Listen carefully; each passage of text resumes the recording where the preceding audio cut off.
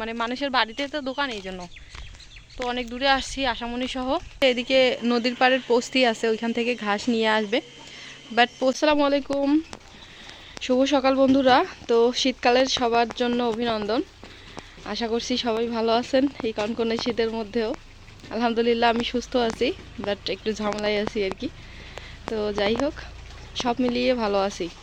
কয়েকদিন আগে একটু সমস্যার মধ্যে পড়ছিলাম, যার কারণে ভিডিও দিতে পারি নাই দুই একদিন, হয়তো তার জন্য দুঃখিত।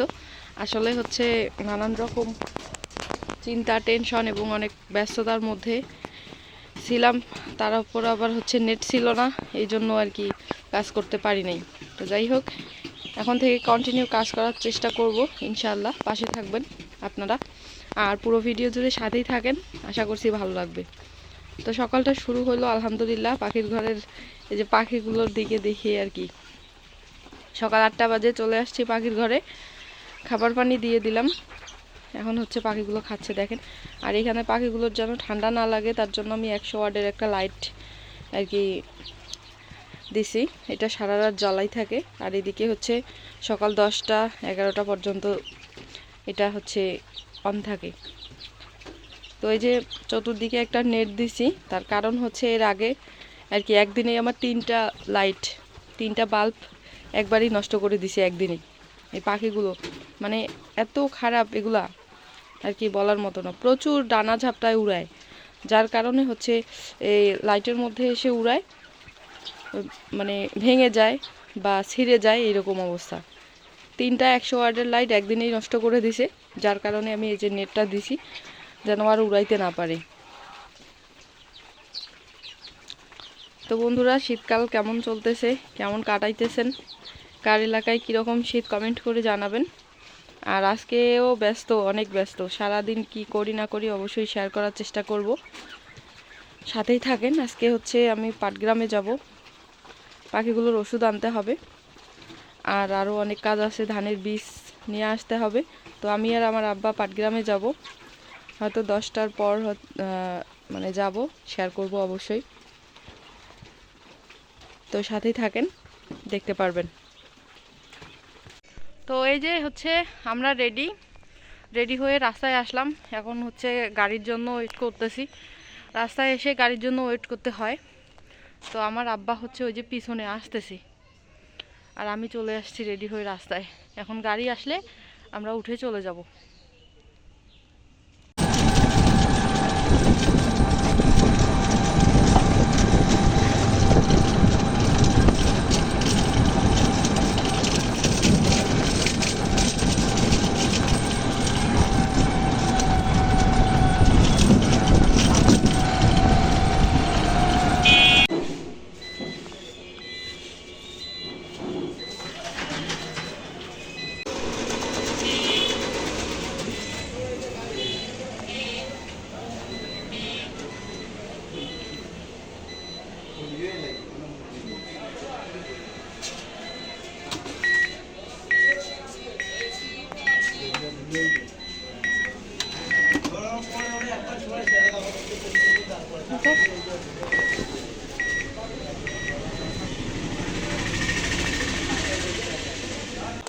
তো পাটগ্রামে এসেই প্রথমে হচ্ছে টাকা তুললাম, আর এখন হচ্ছে এই যে ধানের বীজ নিতে চলে আসছি।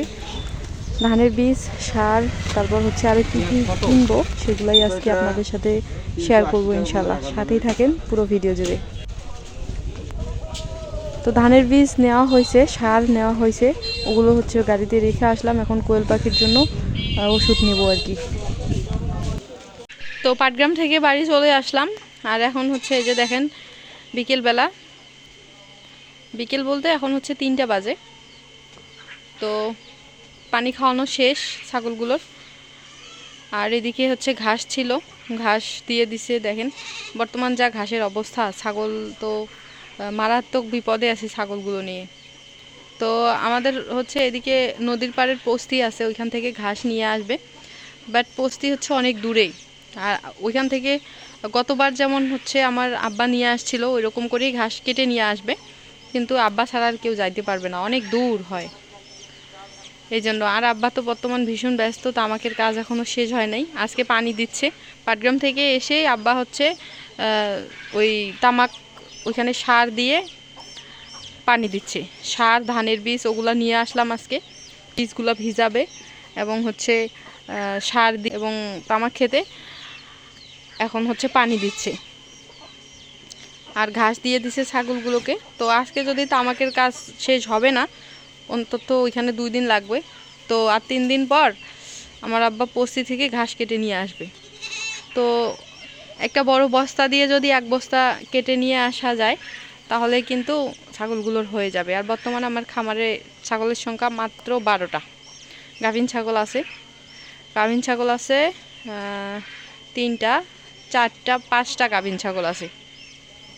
দোয়া করবেন সবাই, এই ছাগলগুলোর বাচ্চা হলে আরও হয়তো 4টা ছাগল থেকে যদি বাচ্চা পাই, 2টা করে পাই, 5টা, আর একটা করে হইলেও কিন্তু 5টা বাচ্চা পাবো আমি, যেহেতু 5টা ছাগল গাভিন আছে।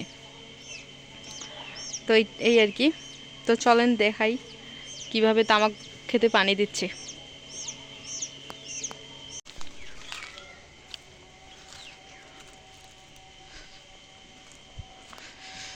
পানি দিচ্ছে তামাক ক্ষেতের মধ্যে।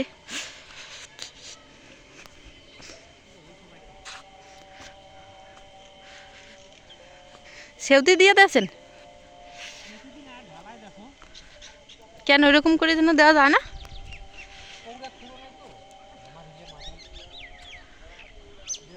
বেশি দেন না, ফির বেশি দেন না।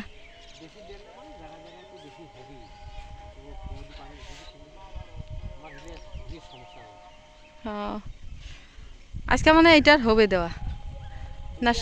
না বাকি থাকবে আরো?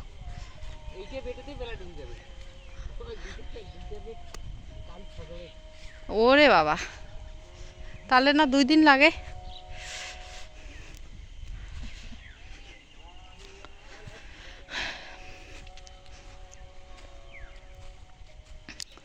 তামাকগুলো তো অনেক বড় হয়ে গেছে, এই যে দেখেন পানি দিচ্ছে। আজকে নাকি এটাতে হবে না, এটা 10 শতক আছে, অর্থাৎ 10 শতাংশ জমি। আর হচ্ছে এই পাশে আছে 15 শতাংশ জমি, আর ওই পাশে আছে 3 শতাংশ জমি। টোটাল হচ্ছে 28-29 শতাংশ জমির মধ্যে তামাক চাষ করছে এবার। এগুলাই অনেক হয়ে গেছে। তো আমি একটু হচ্ছে বাইরে যাব, বাইরে বলতে এক জায়গায় যাব আশামণি সহ। ভিডিওটা আর লম্বা করব না, হয়তো আপনাদের সাথে শেয়ার করতে পারি কি না পারি যে আমরা কোথায় যাচ্ছি। তো যদি সময় থাকে তাহলে শেয়ার করব ইনশাল্লাহ। তো সবাইকে বিকেলের শুভেচ্ছা বন্ধুরা। এই যে দেখেন আমরা বিকেলবেলা হচ্ছে আজকে অনেক দূরে গেছিলাম, আসার হাতে দেখা এই যে একটা ব্যাগ।